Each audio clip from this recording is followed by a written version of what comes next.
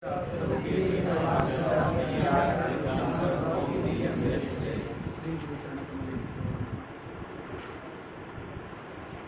की कक्षा में हम लोग अकर्मक धातुभिर्योगे देशः कालो भावो गंतव्यो च कर्म संज्ञक इति वाच्यम्, इस वाक्य का आश्रयण करके पढ़ेंगे। यह जो वाक्य है वार्तिक के रूप में उपात्त है। वार्तिक को वाक्य शब्द से भी कहा जाता है। इस वार्तिक के अर्थ को पढ़ने से पहले हमको यह समझ लेना चाहिए कि इस वार्तिक के विषय में दो पक्ष हैं। कुछ लोगों का मानना है कि यह वार्तिक विधायक है, अर्थात कर्म संज्ञा का विधान करता है, अतः यह विधायक वचन है, ऐसा कुछ लोगों का मानना है। अन्य कुछ लोगों का मानना है कि यह विधायक वार्तिक नहीं है, यह अनुवादक वचन है। क्या है? अनुवादक कब होता है? जब पहले से वह कार्य सिद्ध रहे और उसी को जब कथन किया जाए तो उसको कहते हैं अनुवादक। जैसे एक उदाहरण अत्यंत प्रसिद्ध है। वेद में एक वचन आता है अग्निर्हिमस्य भेषजम। क्या आता है? अग्निर्हिमस्य भेषजम। बहुत ठंडी लग रही हो तो ठंडी का उपाय क्या है? आग। आग जला लो तो ठंडी क्या हो जाएगी? दूर हो जाएगी। तो हिम की औषधि क्या है? तो आग है, ऐसा वेद में आता है। अग्निर्हिमस्य भेषजम। तो अग्निर्हिमस्य भेषजम यह जो वाक्य है वो कैसा वाक्य है? तो उसके लिए आचार्यों ने बताया कि यह विधि वाक्य नहीं, इसमें विधान नहीं किया जा रहा है। ठंडी लगे तो आग जलाना, इस प्रकार आग का विधान नहीं। ये बात तो लोक से सिद्ध है, लोगों को सबको मालूम है कि जो ठंडी हो तो आग जला लेना चाहिए। तो ठंडी का इलाज आग है। हिम की औषधि अग्नि है। यह बात क्या है? लोक सिद्ध है। लोक सिद्ध बात का यह वचन कथन कर रहा है, अतः ये कैसा वचन है? अनुवादक वचन। अग्निर्हिमस्य भेषजम, इसको अनुवाद वाक्य कहते हैं। ये लोक सिद्ध हिम सामकत्व जो अग्नि में है उस हिम सामकत्व का ही बोध करा रहा है, अतः उसको हम अनुवादक कहते हैं। तो अनुवादक समझा गया? जो पहले है उसी को बाद में प्रतिपादन किया जाए, पश्चात कहा जाए तो उसको अनुवाद कहते हैं। तो इस वार्तिक के विषय में भी दो पक्ष है। इदं वार्तिकम विधायकम इति एकः पक्षः, वार्तिकमिदं अनुवादकम इति द्वितीयः पक्षः। ये दो पक्ष। पहले हम ये जानते हैं कि जो प्राचीन आचार्य हैं, कौन? तो प्राचीन आचार्य भट्टोजी दीक्षित आदि हैं। वे सब लोग क्या हैं? वे इस वार्तिक को विधायक वार्तिक मानते हैं। सुना गया? अभी हम भट्टोजी दीक्षित जी का ग्रंथ पढ़ रहे हैं तो भट्टोजी दीक्षित क्या मानते हैं? इसको, इस वार्तिक को विधायक वार्तिक मानते हैं। नव्य आचार्य नागेश भट्ट आदि इस वार्तिक को अनुवादक मानते हैं। तो ये दोनों का मत है। अभी हम प्राचीनों का मत पढ़ते हैं कि यह वार्तिक कर्म संज्ञा का विधान करता है, यह विधायक वार्तिक। तो देखो यह किसकी कर्म संज्ञा का विधान करता है?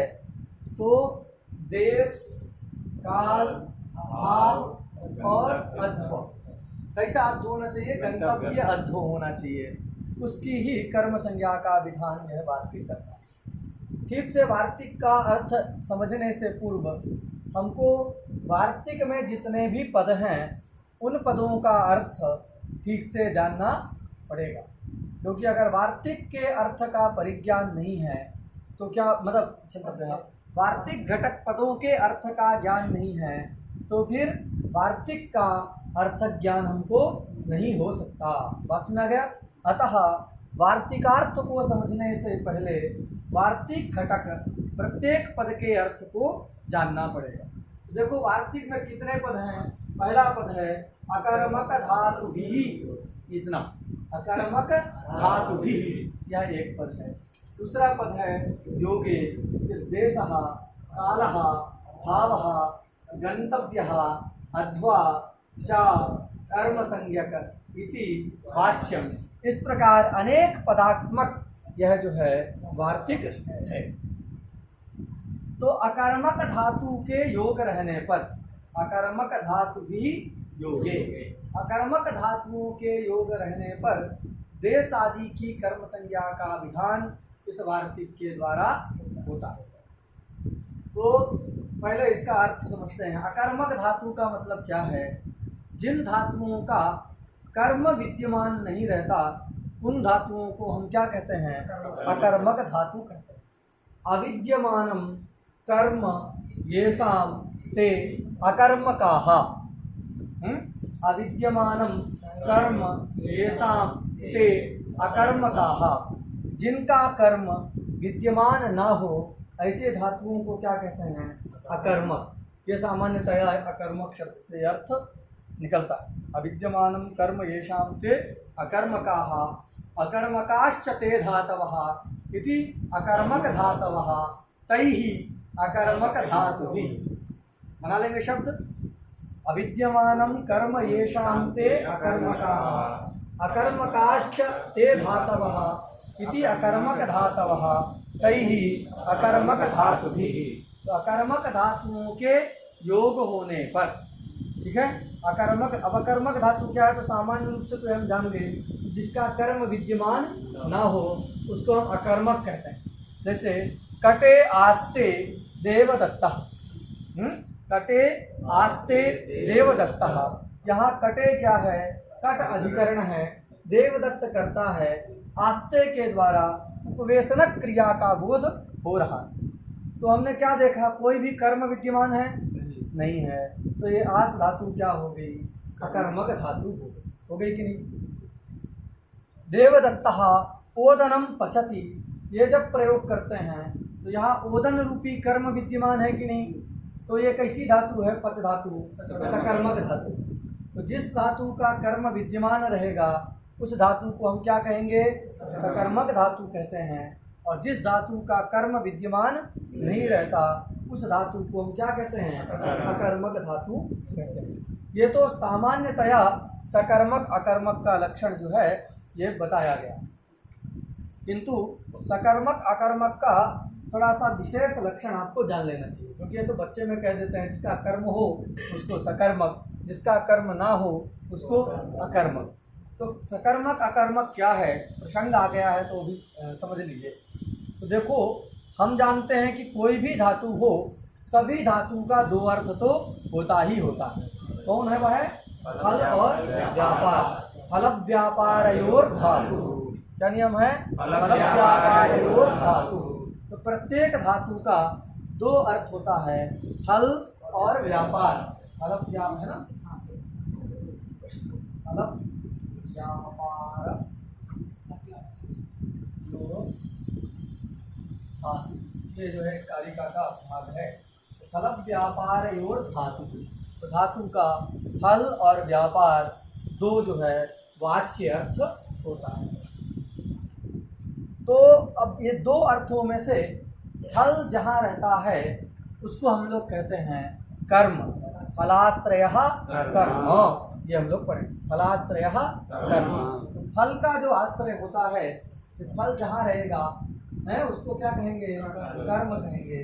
फलाश्रय को,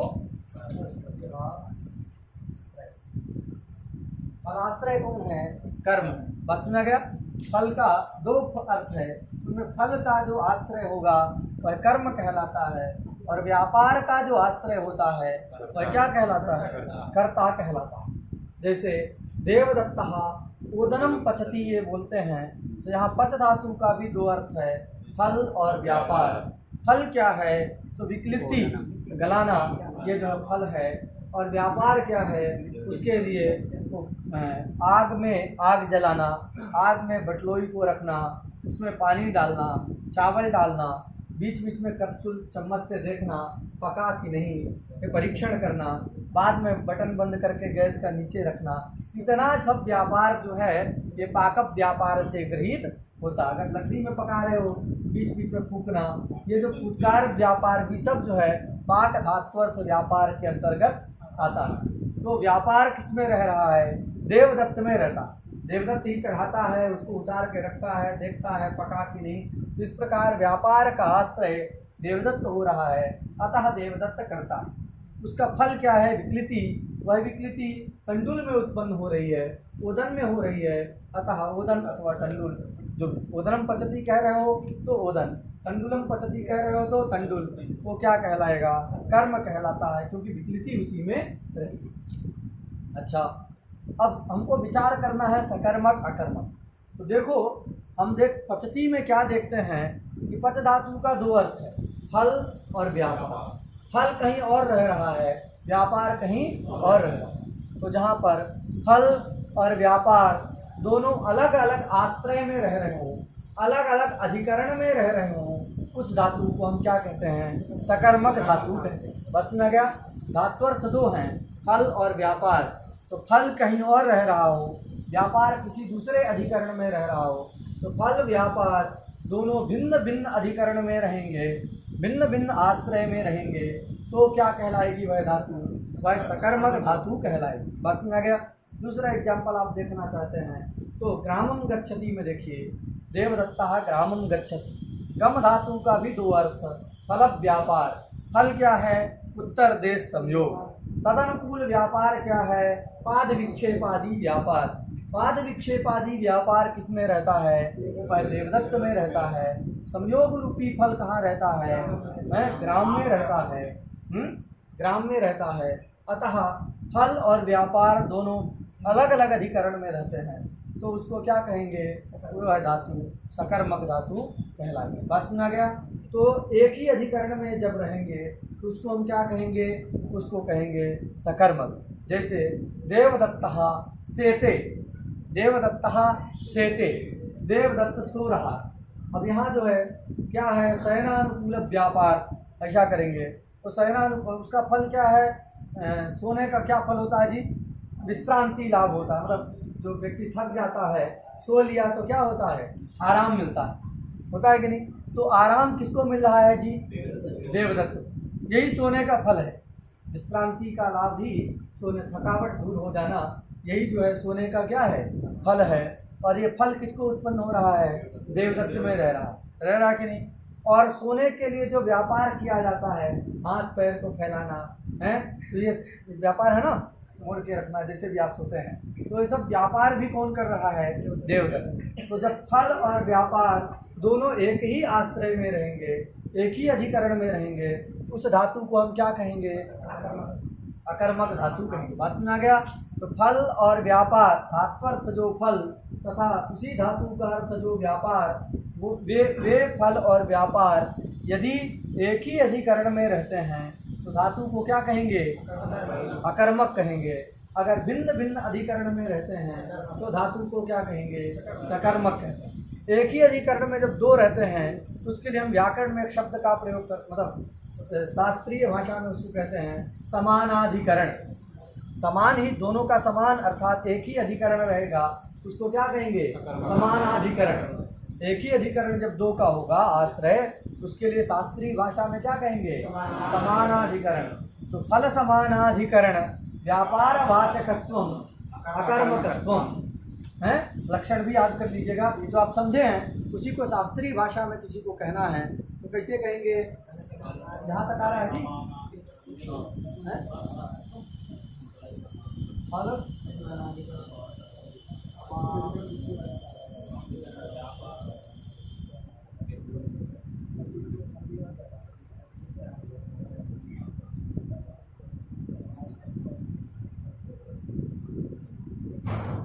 फल समानाधिकरण, व्यापार वाचकत्वम है।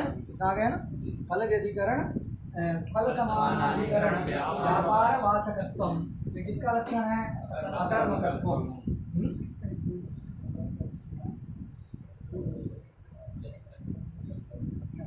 अकर्मकत्वंच फल समानाधिकरण व्यापार वाचकत्वम, ऐसा याद करना। अकर्मकत्वंच फल समानाधिकरण व्यापार वाचकत्वम। तो फल और व्यापार दोनों का एक ही अधिकरण हो तो फल समानाधिकरण, फल के अधिकरण में ही व्यापार की भी सत्ता को जो बताता है, ऐसी धातु को हम क्या कहते हैं? अकर्मक धातु कहते हैं। उदाहरण से समझ में आ गया?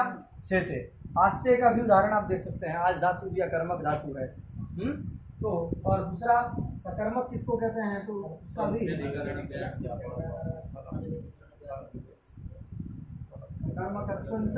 अब यहाँ समानाधिकरण ना, जब एक ही जगह रहेंगे तो समानाधिकरण, अलग अलग रहेंगे तो व्यधिकरण। तो यहाँ बस उतना ही शब्द बदलना है। तो क्या रहेगा? फल व्यधिकरण,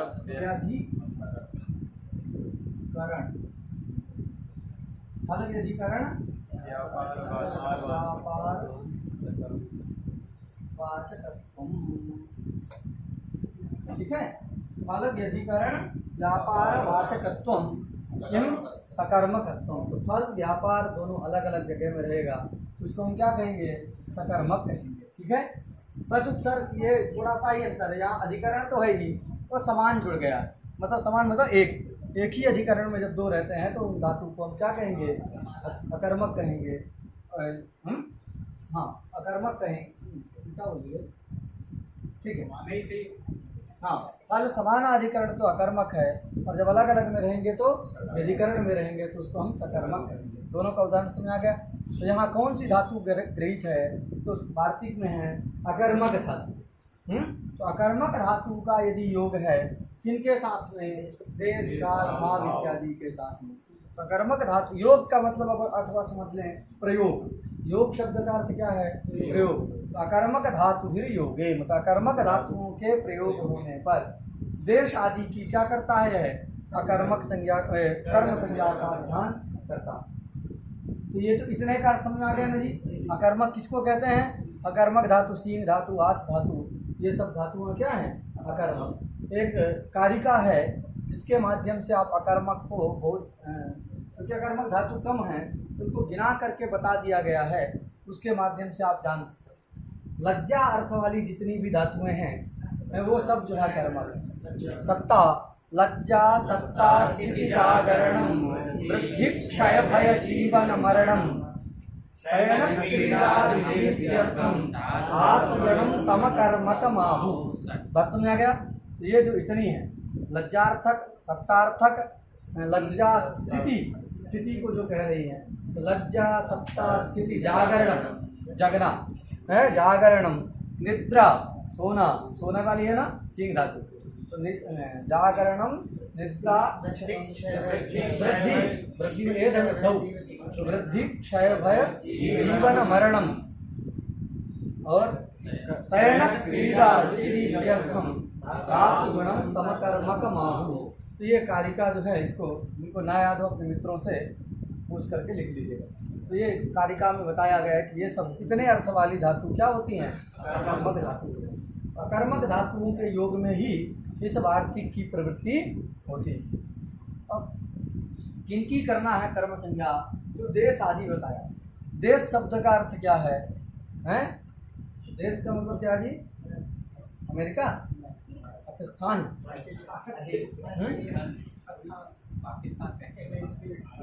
नहीं, वो विदेश होता है। विदेश है ना, अमेरिका, पाकिस्तान, ये सब क्या है? विदेश। विदेश मतलब विप्रकृष्टो देशः विदेशः है। विदेश मतलब विप्रकृष्टो देशः विदेशः। जो दूर में देश हो, वो दूर में रहने वाले, विप्रकृष्ट मतलब दूर, समीप में रहेगा तो सन्निकृष्ट। अभी ये क्या है? कलम जो है एकदम समीप में है, और ये टेबल भी क्या है? हमारे सन्निकृष्ट है। आप लोग भी पास में हैं तो सन्निकृष्ट ही माने जाएंगे। लेकिन अभी वो कितना दूर है? तो अत्यंत दूर होता है तो विप्रकृष्ट कहते हैं। तो विदेश मतलब विप्रकृष्टो देशः इति विदेशः। तो जो दूर में स्थित देश है उसको क्या कहते हैं? विदेश कहते हैं। ठीक है, यहाँ देश है तो देश शब्द का अत्यंत प्रसिद्ध अर्थ है स्थान। देश का मतलब स्थान। लेकिन यहाँ देश शब्द के द्वारा स्थान रूपी अर्थ नहीं लेना, क्योंकि स्थान कहने से सभी स्थान का बोध हो जाएगा ना। उत्तर देश कह रहे हैं, उत्तर देश संयोगानुकूल व्यापार। उत्तर देश का मतलब क्या है? दूसरा स्थान। यहाँ से हम चले, यहाँ ब्रिज के पास तक आए तो क्या हो गया? ये उत्तर देश संयोग हो। तो देश मतलब स्थान। इस स्थान से हमारा क्या हो गया जी, संयोग हो गया। तो देश का अर्थ क्या होता है, स्थान होता है, किंतु अस्मिन् वार्तिके देश शब्देन स्थान सामान्यस्य ग्रहणम न भवति। देश के द्वारा कुछ विशेष अर्थ अभिप्रेत है, देश से क्या है, विशेष अर्थ अभिप्रेत है, कोई स्थान सामान्य अर्थ अभिप्रेत नहीं है। तो क्या अर्थ लेना है, तो यहाँ देश शब्द के द्वारा बहुत सारे ग्रामों का समूह, बहुत सारे ग्रामों का समूह, एक जो जनपद रूप है उस सब का जो है यहाँ पर ग्रहण देश के द्वारा करना। ग्राम हम किसको कहते हैं, तो शाला समूहो ग्राम, बताए थे ना एक दिन, ग्राम मतलब शाला समूहो ग्राम, शाला मतलब भवन, तो बहुत सारे भवनों का, बहुत सारे घरों का जो समूह है उसी को क्या कहते हैं, ग्राम। अब कोई एक व्यक्ति जाके जंगल में अपना घर बना ले, फिर उसको कोई कहता है कि वो गांव में रहता है, क्या कहते हैं, जंगल में रहता है, गांव नहीं कहते ना, क्योंकि गांव उसी को कहा जाता है जहाँ बहुत सारे घरों का समूह है, शाला समूहो ग्राम।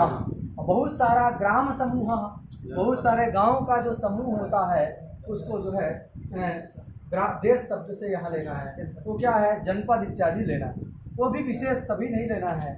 वो कौन है, तो जैसे आप इतिहास में पढ़े होंगे कि 16 महाजनपदें थी, पढ़ाया जाता है इतिहास में, 16 महाजनपद जो थी, जैसे मगध, कुरु, पांचाल, आवंतिका, श्रावस्ती, कौशाम्बी, ये सब जो है कुछ 16, बाकी गिन लेना, सब हम बताएंगे क्या, बेचारे इतिहास वाले क्या करेंगे, सब हम ही पढ़ा दें तो इतिहास वाले क्या करेंगे, लेकिन ये सब जो है आप याद रखना कि ये जो है कुरु, पांचाल, अवंतिका, ये मगध, ये सब जो है जनपद शब्द से द्वारा जो है विवक्षित होते थे, ये सब जनपद कहलाते थे। तो यही सब जो है देश शब्द के द्वारा यहाँ पर ग्रहण करना। बात सुना गई, देश शब्द के द्वारा स्थान सामान्य का, कोई भी स्थान का बोध नहीं करना है, उसका ग्रहण यहाँ पर स्थान, देश शब्द के द्वारा स्थान सामान्य का ग्रहण नहीं होगा।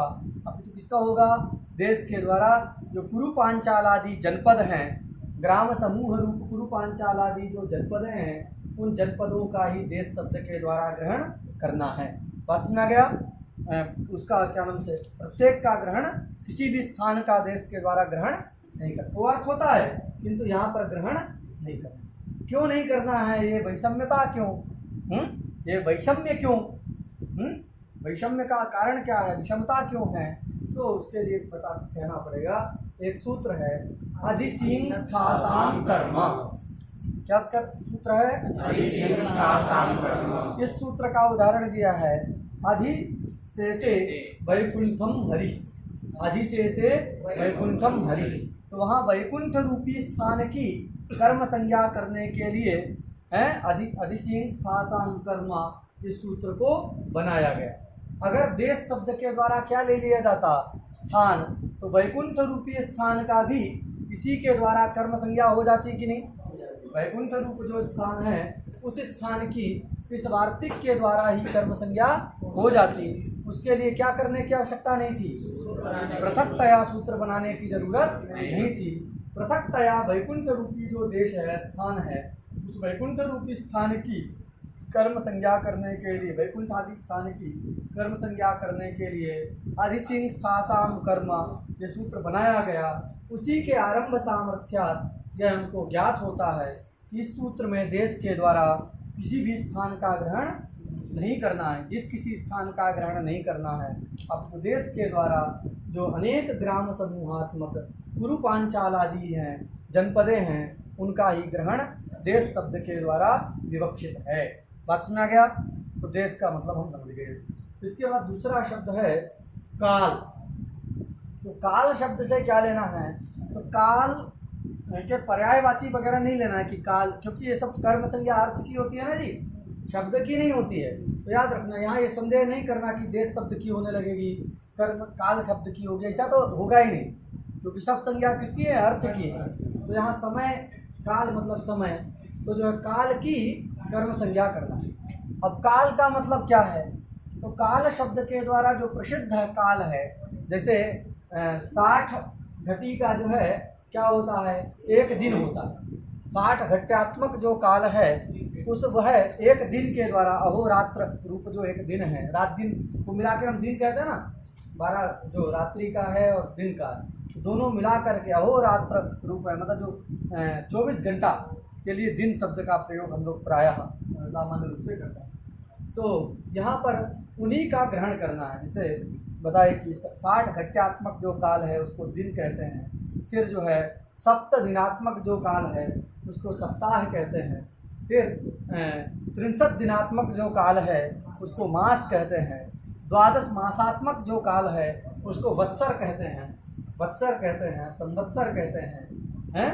तो जो है आज संवत्सर नया आ गया, तो जो है इस प्रकार ये जो काल प्रसिद्ध हैं इन्हीं का ही जो कालवाचक मतलब काल है, मास रूप मतलब 63 दिनात्मक जो काल है मास रूपी काल, सप्ताह है वर्ष, अयन 6 महीने का एक अयन होता है ना, दक्षिणायन उत्तरायण इत्यादि विभाग करते हैं। तो इन सबका जो है काल शब्द के द्वारा ग्रहण करना है। अन्य क्रिया के द्वारा उपलक्षित जो काल होता है समय, उसका काल से ग्रहण नहीं करना। क्रिया के द्वारा उपलक्षित का अभिप्राय क्या है, एग्जाम्पल से समझिए। जैसे गाय धो रहा है तो उसके लिए कहते हैं क्या, गोदोहन काल। भिक्षा मांगने की जो विधि थी उसमें कहा जाता रहा, ऐसा विधान था कि गोदोहन काल तक ही कोई याचक किसी गृहस्थ के यहाँ रहे। गोदो मतलब जितने समय तक, सुबह सुबह जाके नहीं खड़े हो जाना है, उसका आशय ये रहता रहा कि गाय धोने में जितना समय लगता है उतने समय तक जा कर के वो खड़ा रहे, मिल जाए तो ठीक है, ना मिले तो आगे घर चला जाए। वो भी सब जगह नहीं मांगना है, बस 5 घर में जो है मांगने का विधान रहता रहा। पंच घर में ही मांग करके लोग जो अपनी जीविका चलाते थे। तो ऐसी जो विधि थी, तो वहाँ भी कहते हैं गोदोहन काल। तो वहाँ पर वो जो काल का बोध हो रहा है 5-6 मिनट जितना भी समय लगता है, वो क्या है, गोदोहन क्रिया के द्वारा उपलक्षित काल है कि नहीं। उसको अभी कहेंगे भोजन पकाते समय, तो भोजन पकाने में जितना समय लगता है वो एक काल हो गया है। किंतु काल शब्द के द्वारा वह गोदोहन क्रिया से उपलक्षित काल का ग्रहण नहीं करना है। पाकादि जो क्रिया हो रही है उनसे उपलक्षित जो काल होगा उस समय, उसका जो है यहाँ पर ग्रहण नहीं करना है। अब तो काल के रूप में जो प्रसिद्ध है, जैसे दिन 60 घटी का अथवा 24 घंटे के लिए दिन प्रयोग होता है, दिन हो गया। फिर जो है 7 दिन का एक सप्ताह है वो हो गया। फिर 15 दिन के लिए पक्ष होता है। तो इस प्रकार का जो काल है, जो काल के रूप में प्रसिद्ध है, मास, पक्ष, वर्ष, आयन, इन सब का ही काल शब्द के द्वारा ग्रहण करना है। गोदोहनादि जो क्रियाएं हैं उन क्रिया से उपलक्षित जो काल होता है, संबद्ध जो काल होता है, उस काल का ग्रहण नहीं करना है। समझा गया, काल शब्द का भी अर्थ समझ आ गया। फिर भाव शब्द है। भाव शब्द का अर्थ होता है क्रिया। भाव का मतलब क्या होता है, क्रिया। भाव मतलब धात्वर्थ जो क्रिया है उसी के लिए भाव शब्द का ग्रहण होता है। उसका उदाहरण जो है गोदोहन क्रिया हो रहा है ना, तो जो गोदोहन हो रहा है उस समय जो काल है अथवा गोदोहन जो क्रिया है वह जो भाव शब्द से विकसित यहाँ पर है। इसके बाद देखो अध्व। अध्व शब्द का अर्थ होता है रास्ता, मार्ग। मूल शब्द है अध्वन। क्या शब्द है, अध्वन, वर्तमान, ये सब शब्द हैं जो मार्ग अर्थ को कहते हैं, रास्ते को कहते हैं। तो यहाँ अध्व है। अध्व को कैसे होना चाहिए, उसमें एक विशेषण है गंतव्य। क्या विशेषण है, गंतव्य। तो गंतव्य रूपी जो विशेषण से विशिष्ट अध्व है, कैसे गंतव्य तो विशेषण विशिष्ट जो अध्व है, उस अध्व से किसको लेना है, तो अध्व से भी क्या लेना है, जो नियत परिमाण वाला रास्ता है नियत परिमाण, जैसे 2 किलोमीटर 3 किलोमीटर, तो एक नियत हो गया कि नहीं, निश्चित है। तो जिसका रास्ता एक निश्चित रास्ता के लिए ही काल यहाँ पर अध्व शब्द का प्रयोग किया गया। गंतव्य मार्ग मतलब कितने दूर जाना है, तो कहे 5 किलोमीटर तक जाना है। तो जो गंतव्य मार्ग जो क्या हो गया, एक नियत है, निश्चित है, फिक्स है कि 5 किलोमीटर जाना है, उसके बाद आ जाना है कि नहीं। तो इस प्रकार यहाँ पर अध्व शब्द से क्या लेना, अब रास्ता तो पूरा यहाँ से लेकर के आपका जो है पूरी दुनिया में रास्ता है, तो सबका थोड़ी लेना है, क्या लेना है, गंतव्य विशेषण दिया है। तो गंतव्य विशेषण विशिष्ट जो अध्व है, अध्व पद है उस अध्व के द्वारा क्या लेना है, तो कैसा रास्ता लेना है, तो एक निश्चित परिमाण को बताने वाले। तो निश्चित परिमाण को बताने वाले क्या है, किलोमीटर है कि नहीं। तो मीटर 500 मीटर दूर है, तो मीटर क्या है, निश्चित परिमाण वाले रास्ता को कहता है। कितना दूर है, किलोमीटर हो गया। संस्कृत में जो क्रोस शब्द है, 2 किलोमीटर का एक क्रोस होता है, क्रोस है। ये 3 क्रोस का एक गव्यूति होता है। गव्यूति ही क्या है? गव्यूति स्त्री कोश युगम। कोश करो, हमारा कोश नहीं मालूम रहेगा तो कैसे कोश का अर्थ जानोगे? तो जो है क्या है, गव्यूति स्त्री कोश युगम। तो 2 कोश के लिए कितने का प्रयोग होता है? गव्यूति। 2 कोश का जो रास्ता है, 1 कोश में कितना किलोमीटर है? 2 की 3। अभी 2 बोल दिए ना, पहले 2 बोले थे। चलो, तो जो 3 किलोमीटर के लिए 1 कोश और 2 कोश के लिए 1 गव्यूति। तो जो है 1 गव्यूति में कितना किलोमीटर आ रहा है? 6 किलोमीटर जो है 1 गव्यूति में आता है। तो पूतना वाला प्रसंग आता है ना, उसमें आता है कि वो पूतना कितनी बड़ी थी हो, तो क्या 3 गव्यूति जो है वह 18 किलोमीटर। मतलब वो जब गिरी, जब भगवान ने मारा उसको, वो गिरी तो ऐसा आता है भागवत में कि 18 किलोमीटर के जो रास्ते थे वो सब जाम हो, वो सब पेड़ पौधे सब टूट गए उसके गिरने से। इतनी बड़ी वो पूतना रही। त्रिकोश क्या है? त्रिगव्यूत्यंतरद्रुमान चूर्णया माशा, ऐसा करके भागवत में है। जो 3 गव्यूति तक जो पेड़ पौधे थे वो सब क्या हो गए? उसके गिरने से टूट गए, चूर्ण हो गए। तो चलो, यहाँ हमारे बताने का अभिप्राय केवल इतना है कि यहाँ पर काल गंतव्य मार्ग से क्या लेना है? तो जो प्रसिद्ध है, प्रसिद्ध परिमाण वाला जो रास्ता है, जैसे क्रोश, गव्यूति, अयन होता है, योजन होता है, 100 योजन समुद्र था है। तो ये सब जो है, अरे जोर से बोलो जी। हाँ, 7 योजन तैयान, 7 योजन है। मुख इतना बड़ा हो गया रास्ते में। चलो, समुद्र भी तो 100 योजन था, 100 योजन पार करके लंका में गए हैं। युग सहस्त्र योजन पर भानी जो है वो भी है। चलो, तो अभी ये सब शब्द जो है, मतलब ये सब जो अर्थ है, मतलब इतना रास्ता, योजन परिमित रास्ता, कोस परिमित रास्ता, गव्यूति परिमित जो रास्ता है, वो सब रास्ता ही यहाँ पर गंतव्य अर्थ के द्वारा, मतलब गंतव्य विशेषित, गंतव्य से विशिष्ट जो अर्थ है उस अर्थ के द्वारा उसका ग्रहण करना है। इन सब की कर्म संज्ञा जो कहनी चाहिए कब? अगर ये सब देश का अर्थ हम बता दिए, तो देश, काल, भाव और गंतव्य जो मार्ग है, अर्थ है, वे सब क्या हैं? यदि उनका कर्म संज्ञा करना है, यदि अकर्मक धातु का प्रयोग है तो बात सुना गया। अकर्मक धातु के रहने पर ही इन सबकी कर्म संज्ञा का विधान यह करता है। क्लियर हो गया? अर्थ में कोई दिक्कत किसी को? सब समझ में आ गया ना? चलिए, अब उदाहरण से हम लोग देखते हैं। क्या उदाहरण दिया है?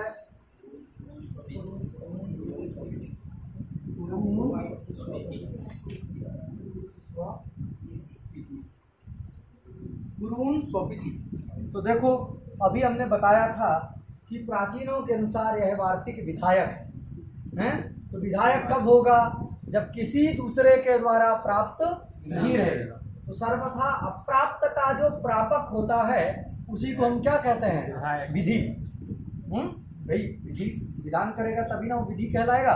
तो विधि सूत्र हो चाहे जो है विधि आचार मीमांसा में, तो विधि किसको कहते हैं? जो अप्राप्त का प्रापक, जो पहले से प्राप्त नहीं है उसका प्राप्त कराने वाला जो वचन होता है उसको हम विधि वचन कहते हैं। उसको जो विधायक वचन कहते हैं। विधि वचन कहो, विधायक वचन कहिए, ये सब पर्याय ही है।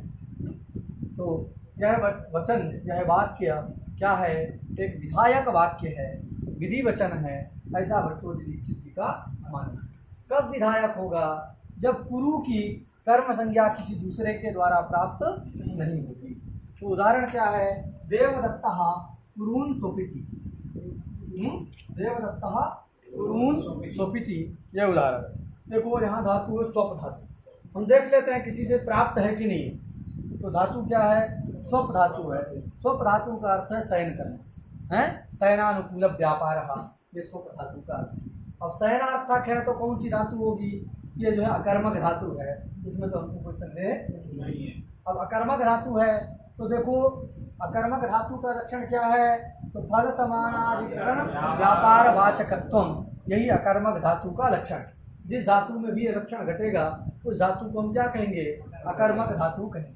तो अब अकर्मक, ये जो शयनार्थक है अतः कर्मक है, इसका जो भी फल और व्यापार होगा वो सब कहाँ रहेगा जी, देवदत्त में है।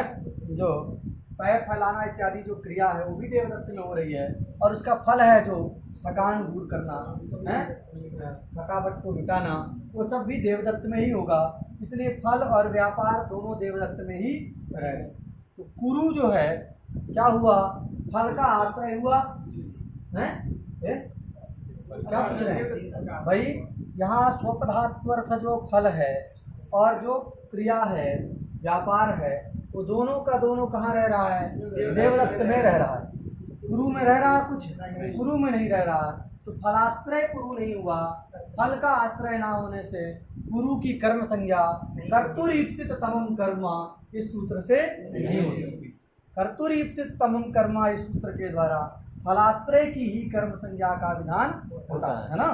फलाश्रय तो इच्छोद्देश्य है, तो वही होगा फलाश्रय। संक्षेप रूप में कहें तो फलाश्रय की ही कर्म संज्ञा का विधान कर्तुरीप्सित करता। ये गुरु क्या है, फल का आश्रय नहीं है, अतः गुरु की कर्म संज्ञा कर्तुरीप्सित सूत्र के द्वारा नहीं होगी। बात समझ आ गया। कहे भैया दूसरा सूत्र है, देखिए क्या कौन सा है, तथा युक्तम चालीप्सितम। ये सूत्र किसकी करता है, अलीप्सित। अनीप्सित से किसको लेना है, तो द्वेष को लेना है, जो द्वेष से कर्म है, और जो उदासीन है उसको लेना है। ये कुरु से द्वेष है कोई, तो ना तो ये जो द्वेष से है द्वेष का विषय है, और ना ही है उदासीन है। अतः तथा युक्तम चानिप्सितम के द्वारा भी इसकी कर्म संज्ञा नहीं है। और बचा अकथितंचा, तो अकथितंचा से भी नहीं हो सकती, क्योंकि वो परिगणित धातु के योग में ही करता। अभिवक्षा वगैरह रहे लेकिन जो है स्वप धातु का परिगणन नहीं किया गया। बात सुना गया, स्वप धातु का दुहादी में परिगणन नहीं है, अतः स्वप के योग में अकथितंचा के द्वारा भी गुरु की कर्म संज्ञा नहीं प्राप्त। इस प्रकार हमने जाना कि गुरु की कर्म संज्ञा सर्वथा अप्राप्त है कि नहीं।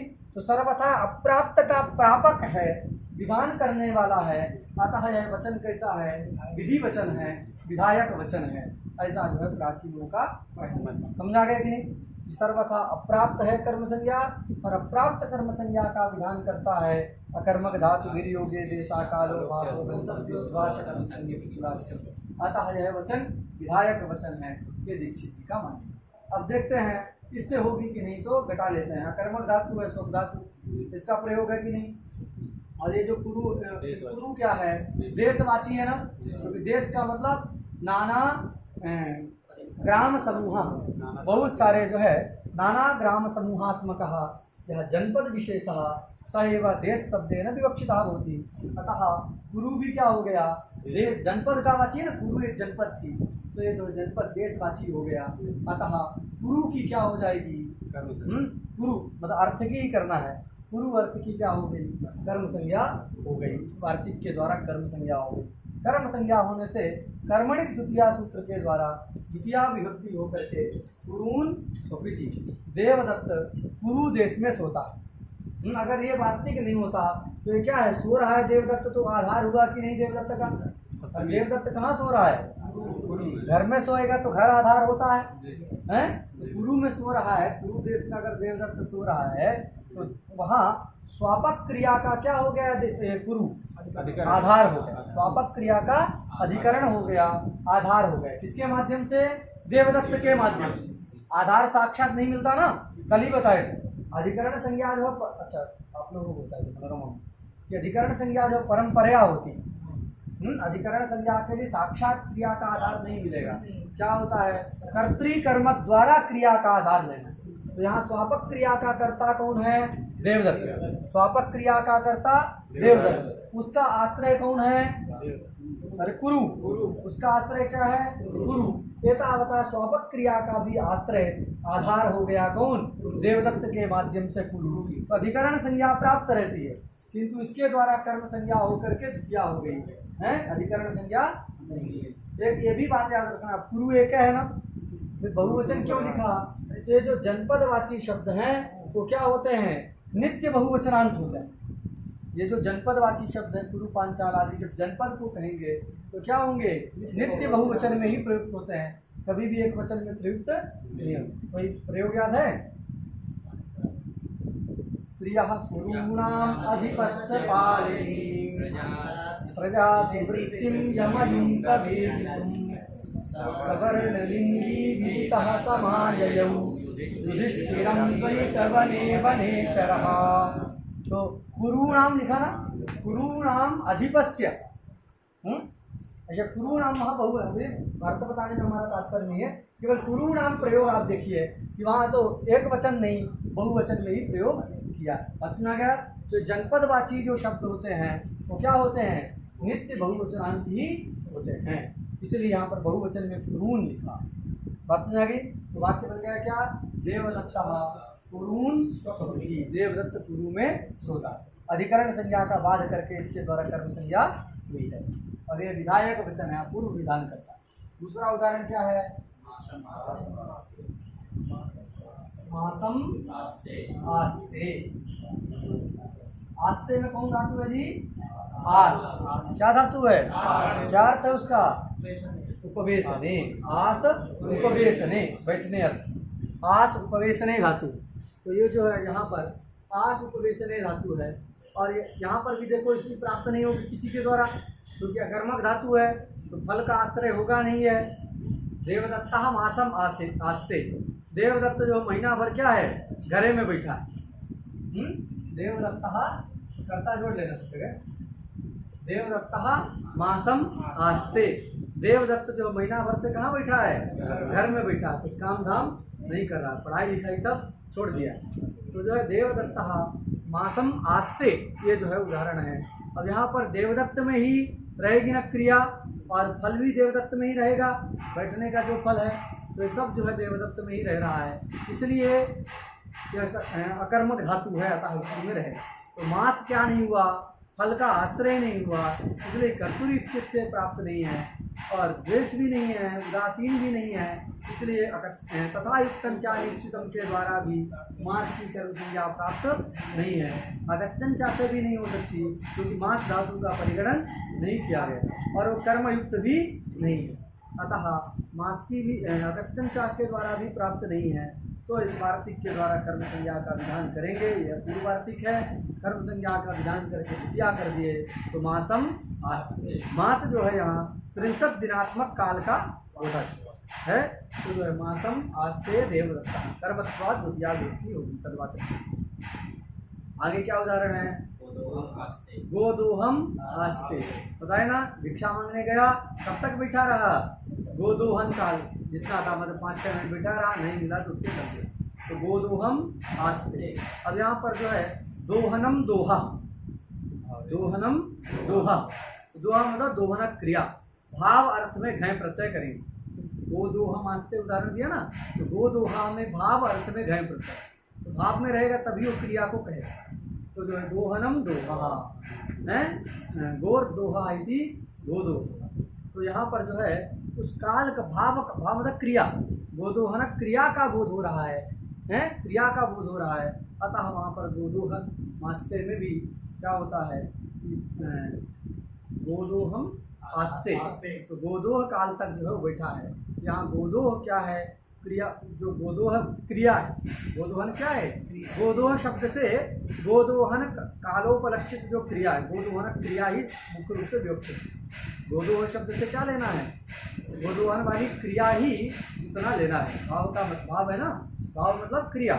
तो गोदोह मास्ते में गोदोह का अर्थ क्या है? गोदोहन क्रिया ही है। तो क्रिया तो जो है आसनक क्रिया का आश्रय नहीं है ना, नहीं है, तो इसलिए नहीं होने से किसी भी सूत्र के द्वारा गोदोह की कर्म संज्ञा प्राप्त नहीं रहती है। प्रकृत वार्तिक के द्वारा गोदोह की कर्म संज्ञा होके तदवाचक शब्द से द्वितीया विभक्ति होकर के गोदोहम आस्ते, फिर क्रोशम आस्ते। एक कोष तक रास्ता रहा, उसमें क्या रहा? बैठे हुए गया, तो क्रोशम आस्ते। क्रोशम आस्ते, यहाँ पर क्रोश जो है गंतव्य मार्ग का बोधक है, गंतव्य अध्व का बोधक है, अतः उसकी इस सूत्र के द्वारा कर्म संज्ञा हो गई। तदवाचक शब्द से द्वितीया होकर के क्रोशम आस्ते। बात सुना गया। अब कहोगे पूरा कोष तक बैठा रहा, तो कोष तक बैठा रहा तो एक सूत्र क्या है, कालाध्वनु अत्यंत संयोगे। काल मास शब्द क्या है, काल का बोधक है भाई। काल का जो है अथवा क्रोश गंतव्य का है, अध्व का बोधक है। तो कालाध्वनु दोनों है ना, काल और अध्व। तो काल और अध्व के साथ जब अत्यंत संयोग होता है तो जो क्या करता है, द्वितीय विभक्ति का विधान करता है। कालाध्वनु अत्यंत संयोग के द्वारा काम चल सकता था, अलग से क्यों बनाया गया, तो याद रखना है कालाध्वनु अत्यंत संयोग है, वह अत्यंत संयोग होने पर भी लगता है। कब लगता है, अत्यंत संयोग होने पर ही लगता है। जहाँ पर अत्यंत संयोग नहीं, अत्यंत संयोग में पूरा एकदम बैठ गया है तो वहीं जब गाड़ी रुक गई तभी खड़ा हुआ, तो अत्यंत संयोग हो। मान लो चढ़ा 2-4 मिनट खड़ा रहा, इसके बाद उसको जगह मिली, फिर गाड़ी रुकने से पहले ही खड़े होकर अपना बोरिया बिस्तर एकत्रित करने लगा कि उतरना है, तो क्या हुआ, अत्यंत संयोग हुआ, नहीं हुआ। तो इस प्रकार जहाँ पर अत्यंत संयोग नहीं है, अनत्यंत संयोग है, वहाँ पर काल की है और जो क्रोश आदि जो अध्ववाचक शब्द हैं, मतलब अध्व है, उसकी कर्म संज्ञा विधान करने के लिए इस वार्तिक का आरंभ किया है। बात सुना गया। जहाँ अत्यंत संयोग होगा काल का और अध्व का, तो वहाँ पर किससे हो जाएगा, महीना। मासा मासते का मतलब ये नहीं है कि पूरा 30 दिन तक बैठे रहा है। मान लो 28 दिन भी बैठा है घर में, कुछ नहीं किया, तो लोग क्या कहते हैं, अरे महीना भर से तो बैठे ही हैं, ऐसा कहते हैं कि नहीं। तो क्या है, अत्यंत संयोग नहीं, 63 दिनात्मक काल के साथ नहीं है। अभी 2 तारीख को घर गया, 1 को नहीं गया, 2 को गया और 29 तक रहा है, 30 को आ गया, तो लोग पूछते कहाँ रहे, तो कहे 1 महीना तो हम घर में ही रहे। तो अत्यंत संयोग है 63 दिनात्मक काल के साथ नहीं है। तो जहाँ पर इस प्रकार का अत्यंत संयोग नहीं है, वहाँ पर कर्म संज्ञा करने के लिए काल का और जो है गंतव्य अध्व का ग्रहण किया गया। जहाँ अत्यंत संयोग है बिल्कुल भी विच्छेद नहीं हो रहा, निरवच्छिन्न संयोग है, वहाँ तो कालाध्वनोर अत्यंत संयोग के द्वारा ही कार्य चल सकता है। यह अनत्यंत संयोग के लिए यहाँ पर उनका ग्रहण किया गया, विशेष वहाँ हम पढ़ेंगे उसको। तो जो इस प्रकार हमने देखा, सारे उदाहरण इसके देख लिए, तो क्या जाना कि ये जितने उदाहरण दिए हैं, पुरु हो, मास हो, यहाँ एक जगह शोक धातु है, बाकी सारे उदाहरण में आस धातु है कि नहीं। अब ये सब जो पुरु और मास इत्यादि फल का आश्रय नहीं है, इसलिए किसी अन्य सूत्र के द्वारा कर्म संज्ञा प्राप्त नहीं थी। अत्यंत अप्राप्त रहने के कारण जब इस वार्तिक का आरंभ किया गया, तो अपूर्व विधायक होने से विधि सूत्र ही कहलाएगा, विधि वचन ही कहलाएगा, विधायक वाक्य ही कहलाएगा, ऐसा लोग प्राचीनों का। नवीन लोग कहते हैं कि ये विधायक वचन नहीं है, ये क्या है, अनुवादक वचन। कर्म संज्ञा कर्तुरीप्सित तमम कर्म के द्वारा ही सिद्ध है, इसको पुनः बनाया गया तो एक ऐसा वचन है, आरंभक वचन, अनुवादक वचन। सुना गया। क्या कहते हैं नब्बे लोग कि कर्तुरीप्सित तमम कर्म, इसके द्वारा ही गुरु मास इत्यादि की कर्म संज्ञा सिद्ध रहती है, उसी के लिए इस वार्तिक को भी बनाया गया।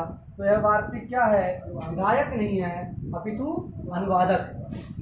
बात सुना गया। ऐसा 90 लोगों का। अब कहोगे भैया कर्तुरीप्सित से प्राप्त कैसी है, अभी तो हमने जाना कि फल का आश्रय नहीं है, तो फल का आश्रय नहीं है तो कर्तुरीप्सित से कर्म संज्ञा नहीं हो पाएगी। तो फिर कैसे प्राचीन लोग कह रहे हैं, 90 लोग कह रहे हैं कि कर्तुरीप्सित के द्वारा कर्म संज्ञा सिद्ध है। तो 90 का आशय यह है कि देखो, धातुओं का कोई एक अर्थ फिक्स नहीं रहता। धातुओं के कितने अर्थ हैं, अनेक अर्थ हैं। धातु नाम अनेकार्थकत्वम, ऐसा हम जानते हैं। धातु जो है अनेक अर्थ वाले होते हैं। कैसे पता चला अनेक अर्थ वाले होते हैं, तो जो है धातु पाठ में लिखते हैं सूत्रकार कि फुर्द फुर्द घुर्द बुध क्रीडायामेव, ये सब धातुएं हैं। फुर्द फुर्द घुर्द बुध, कितनी धातु हैं, ये सब क्रीड़ा अर्थ को कहती है, खेल। तो क्रीडायामेव एव लगाया है, मतलब एव शब्द जहाँ लगता है वहाँ इतर की व्यावृत्ति करता है। एव का मतलब है अवधारण, अवधारण मतलब अन्य योग व्यवच्छेद। तो क्रीड़ा में ही है, अन्य अर्थ में नहीं है। अगर क्रीड़ा धातु का एक ही अर्थ होता तो क्रीडायाम लिख देते, तो क्रीडायाम लिखने से क्रीडा अर्थ है ये पता चल ही जाता, एवं रखने की क्या जरूरत थी। इससे पता चलता है कि जो अर्थ लिखा रहता है उससे अतिरिक्त भी कुछ धातुओं का अर्थ होता है, उस अर्थ की व्यावृत्ति के लिए ही एवं ग्रहण वहाँ पर सार्थक। एग्जाम्पल के लिए जैसे हम भू धातु को जानते हैं तो लिखा तो उसका सत्ता अर्थ है, भू सत्तायाम, ऐसा धातु पाठ मिलता है। तो भू सत्तायाम है, लेकिन भू धातु का अर्थ केवल सत्ता नहीं है, भू धातु का अर्थ अनुभव भी है, भू धातु का अर्थ क्या है, उत्पत्ति भी है, भू धातु का अर्थ संभावना भी है। तो भू धातु का अनेक अर्थ है कि नहीं। भवती है, उसी में भवती मतलब उसकी सत्ता है, ये बोधित हो रहा, भवती के द्वारा सत्ता का बोध होता है। अनु लगा दिए तो अनुभवती मतलब अनुभव करता है। संभवती, सम उपसर्ग लगाना है तो संभव है एतत् संभवती, यह संभव है प्रभवती अथवा उद्भवती कह रहे हैं तो उत्पन्न हो रहा है। इस प्रकार धातु के अनेक अर्थ होते हैं। बात सुना गया। उपसर्ग तो उसके लाइट की तरह द्योतक है, हम बताए थे ना, उपसर्ग तो द्योतक है, वाचक तो धातु ही।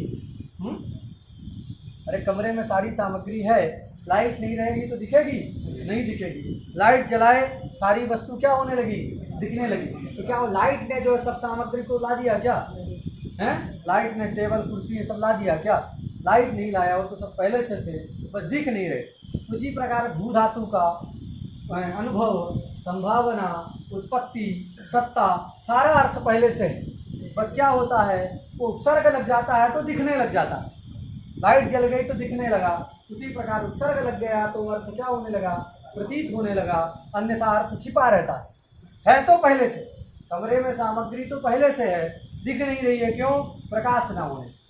उसी प्रकार भू धातु का तो बहुत सारा अर्थ है, समझ में नहीं आ रहा है, ज्ञात नहीं हो रहा, क्यों, क्योंकि वहाँ प्रकाशक नहीं है। ये उपसर्ग सब क्या होते हैं, प्रकाशक होते हैं, द्योतक होते हैं। प्रकाशक को ही द्योतक कहा जाता है। सुसम विद्याहृत पदनिष्ठ वृत्तिबोधकत्वम द्योतकत्वम, ऐसा द्योतक की परिभाषा जो है बताई जाए। तो चलो हमने बताया कि धातु के कितने अर्थ होते हैं, अनेक अर्थ होते हैं, धातु नाम अनेक अर्थ। तो भूत ये जो स्वप धातु है अथवा आस धातु है उसका उपवेशनानुकूल व्यापार केवल इतना अर्थ नहीं है, स्वापानुकूल व्यापार केवल इतना अर्थ नहीं है। क्या अर्थ है, उसको कहेंगे स्वविशिष्ट स्वविशिष्ट व्याप्त्यनुकूल व्यापार, ऐसा अर्थ। क्या अर्थ सभी धातु का, अर्थ मान लेंगे स्वविशिष्ट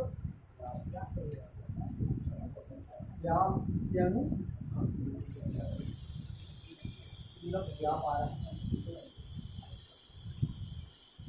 स्वविशिष्ट व्याप्त्यनुकूल व्यापार स्वापेरर्थ। स्वविशिष्ट व्याप्त्यनुकूल व्यापार आसतेरर्थ। तो आस धातु हो चाहे स्वप धातु हो, सभी अकर्मक धातु का क्या अर्थ मान लेंगे, स्वविशिष्ट व्याप्त्यनुकूल व्यापार। क्या अर्थ मानेंगे, स्वा नहीं जी, स्वविशिष्ट, स्वा दिख रहा है, स्वविशिष्ट व्याप्त्यनुकूल व्यापार यह अर्थ मानेंगे। स्व शब्द से क्या लेना है, ये जो स्व दिख रहा है स्व से क्या लेना है, तो जो तत्त धातु का प्रसिद्ध अर्थ है उसी को स्व शब्द से लेना है। तो स्वप धातु का प्रसिद्ध अर्थ क्या है, स्वाप, शयन। तो स्व का अर्थ क्या हो जाएगा, शयन। जब आस धातु को लेंगे तो स्व का अर्थ क्या हो जाएगा, उपवेशन। क्या हो जाएगा, अर्थ यही करेंगे, सभी धातु का स्वविशिष्ट व्याप्त्यनुकूल व्यापार यही अर्थ करेंगे, बस स्व बदल देना है। स्व शब्द का द्वारा जो जिस धातु को हम लेंगे तो उसका जो प्रसिद्ध अर्थ है वह प्रसिद्ध अर्थ ही स्व शब्द के द्वारा विवक्षित होता। बात सुना गया। तो यहाँ अगर आस धातु को ले रहे हैं तो स्व क्या हो जाएगा, उपवेशन। तो उपवेशन विशिष्ट व्याप्त्यनुकूल व्यापार। अब वैशिष्ट बता रहे हैं ना, उससे विशिष्ट व्याप्ति को होना चाहिए, तो वैशिष्ट्यंच करणत्वेन कैसे लेना है,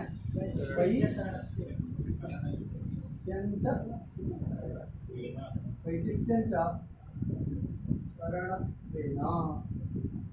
कर्तुरीक्षित में पढ़े थे, वही परिष्कार का तरीका वैशिष्ट बताना होगा। तो अगर हम विशिष्ट लगा के नहीं कहना चाहते हैं तो करण को हम ऊपर भी रख सकते हैं। तो क्या हो जाएगा, स्वकरणक व्याप्त्यनुकूल व्यापार। क्या कह सकते हैं, तो धातु का क्या अर्थ करना है, या तो आप ऐसा कहिए कि स्वविशिष्ट व्याप्त्यनुकूल व्यापारः आस धात्वर्थः तत्र स्ववैशिष्ट्यंच व्याप्तौ करणत्वेन। बस में आ गया। ये मतलब बोलने का, शास्त्र बोलने की ये शैली है। बताए थे ना, संस्कृत बोलना अलग है, संस्कृत की शैली में बोलना जो है अलग है। तो हमको जो है शास्त्र बोलना है, संस्कृत में बोलना है, किंतु किस शैली में बोलना है? शास्त्र की शैली में बोलना है। तो शास्त्र की शैली क्या है? तो धातु का अर्थ क्या करेंगे? आस धातु, आसते है कहा अर्थ, तो आसते अर्थ स्वविशिष्ट व्याप्त्यनुकूल व्यापार स्ववैशिष्ट्यंच व्याप्तौ करणत्वेन। समझा गया? तो स्व का वैशिष्ट व्याप्ति में क्या है? करण। तो ये तरीका है। दूसरा तरीका है कि सीधे सीधे ऐसा ना बता करके आस धातु का अर्थ क्या है? तो यहाँ कर्ण, विशिष्ट के स्थान में कर्ण रख दीजिए। तो स्वकरणक व्याप्त्यनुकूल व्यापार क्या हो जाएगा? स्वकरणक व्याप्त्यनुकूल व्यापार। स्व शब्द के द्वारा क्या लेना है?